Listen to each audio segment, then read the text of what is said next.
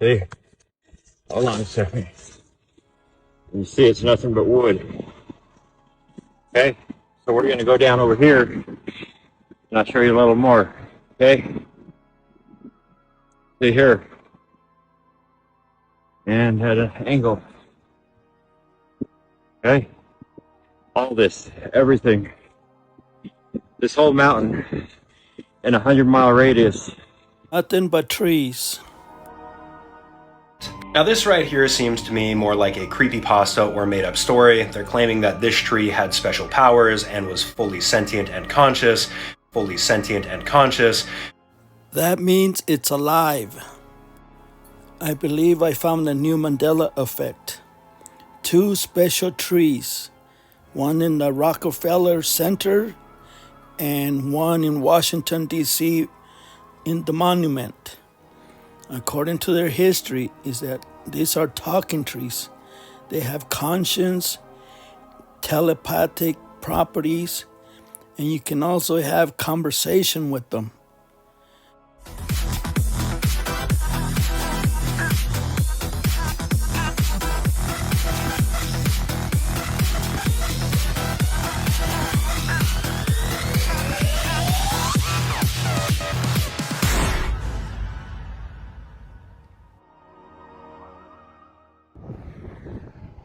We're out here on the Bonneville Salt Flats in Utah. This white here is actually just salt. Goes out as far as you can see, salt everywhere. But we stopped here to see the Tree of Utah. Also called Metaphor or Tree of Life. It's a land art, 87-foot tall artistic sculpture.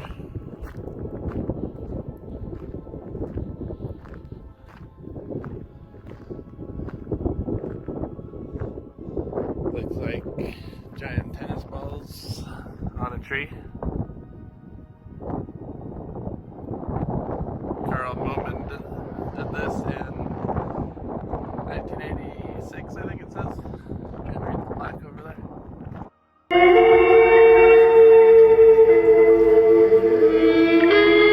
This is probably many people's first time seeing this knife angel, and while it does have a positive message, it also kind of has a disturbing backstory. This TikTok slideshow that I got tagged in shows several different photos of this very famous sculpture known as the Knife Angel, which is located in the UK. As its name suggests, the Knife Angel is created almost entirely using knives, and even though this sculpture is very haunting, it does serve a purpose and provides a message.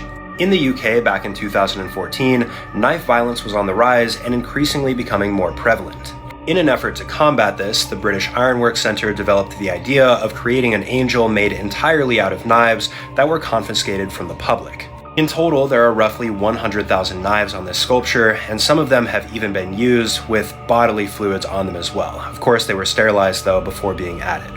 And as of its creation in 2018, it's been touring and moving to different towns each month, promoting its anti-violence message.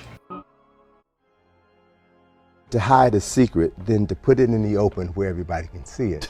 All you need to do is just confuse people into believing that what they're looking at is really something other than what it really is. Excellent case in point is the Washington Monument. What we've been taught is the Washington Monument. What everyone believes is the Washington Monument. But once you know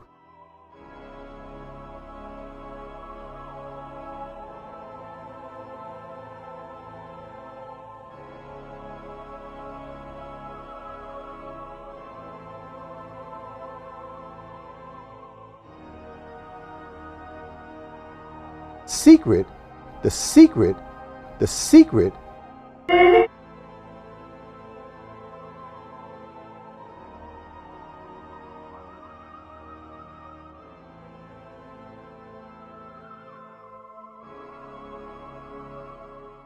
the secret, the secret, the secret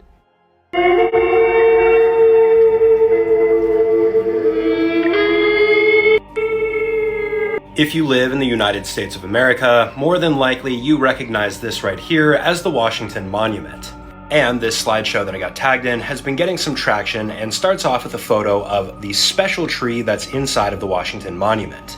There are then some photos that show what claim to be the building process, and finally, the modern-day Washington Monument. Now this right here seems to me more like a creepypasta or made-up story. They're claiming that this tree had special powers and was fully sentient and conscious, whereas the Washington Monument, the inside, really isn't as interesting as this. For those of you wondering what's actually inside of the Washington Monument, this diagram does a really good job of explaining it. You can pause it and read it if you'd like to. Essentially, it boils down to it's pretty much hollow. You're allowed to visit it, go up to the very top, check out the observation deck, and go back down. There's only a set amount of visitors that are able to go inside every single day, but I'm sure if you asked any of them that went inside if they saw an old tree, they would say no.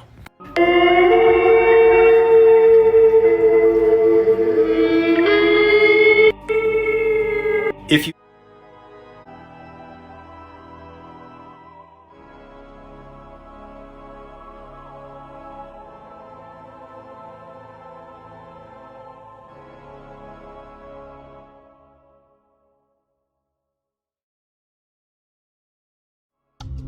In the 1800s on the East, something real wild happened that nobody ever talked about. Some folks in the town got real spooked by some people that they thought was witches. And instead of taking them to court, they decided to do something crazy. So they got these big old bonfires going, and these witches was the main guests. And after the barbecue, they left their ashes there as a warning to anybody else that would practice witchcraft. Now here the crazy part. Where those ashes were left, these ugly, scary trees started to grow up out the ground. They grew up super fast. And you would think cutting them down would have helped, but no, they just grew back even faster. And anybody who would just even try to mess with them, they would get sick. I'm talking about so sick that they'll almost leave here. And they'll have some kind of lingering health problem. Something that'll cripple them or remind them of when they were sick for the rest of their life. The trees was beyond, you can't even put them in words, you just gotta look at the pictures. Now as the time went on, the town grew and they started building new stuff. But guess what? Everybody was too scared to mess with those trees. And the kids in the town were freaked out. Anytime they came past them, they talked about ghosts. Ghosts is calling them to the trees, telling them to come closer. So here's what they did. They didn't try to destroy the trees, but they built buildings around them. And they hid these scary trees inside the buildings, surrounded by 10 feet of bricks and mortar. They even put Bibles and crosses in the bricks to keep the ghosts locked in and keep the spirits away. Maybe hoping that they'd get, some kind of rest finally. But now here's the twist. These buildings they built around these creepy trees turned out to be some well-known places in Washington, D.C. They became part of the city's history, like the Hay Adams Hotel, the Lincoln Memorial, the Federal American National Bank, and even the country's first modern art museum and the DuPont Circle Townhouse. The Hay Adams Hotel was the site of a secret political meetings during the Cold War. The Lincoln Memorial witnessed racial segregation protests. The Federal American National Bank was linked to financial scandals, and the country's first modern art museum hid stolen artworks.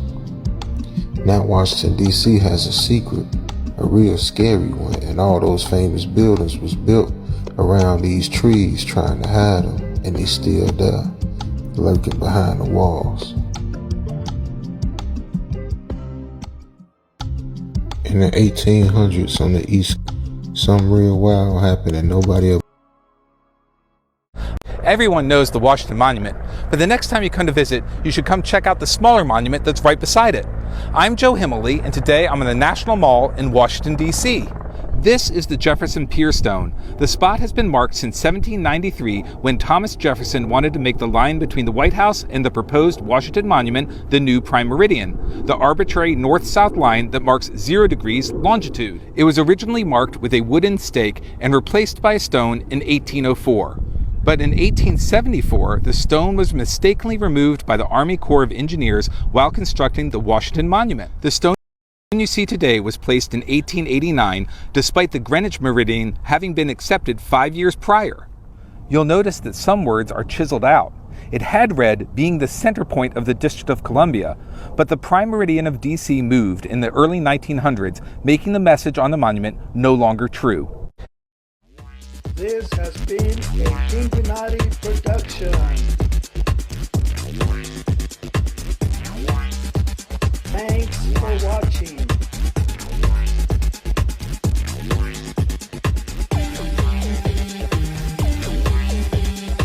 Subscribe for more videos.